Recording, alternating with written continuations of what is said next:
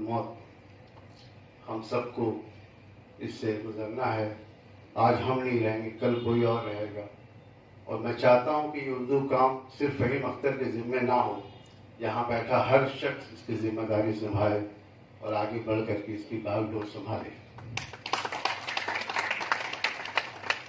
एक और नाम बहुत अहम है, वो इस अदारे के बानी थे।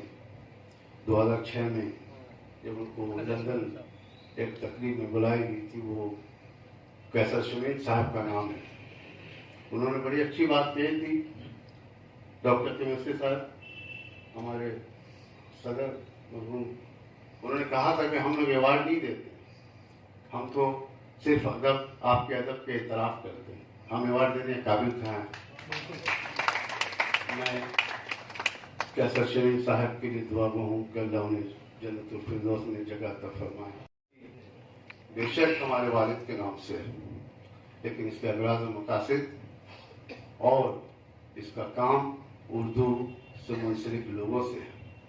अगर हमारा जुर्म सिर्फ ये है कि इस अदारे को हमने नाम दिया है, तो ये जहन से निकाल दें।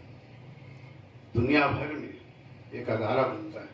नोबेल जो है कोई नाम नहीं है। वो अगर उसकी खातिर आप इस प्रोग्राम में नहीं आकर के ये साबित करते हैं कि ये अवार्ड का प्रोग्राम अंग्रेजी में कहते फ्लॉप है, तो आप गधे हैं।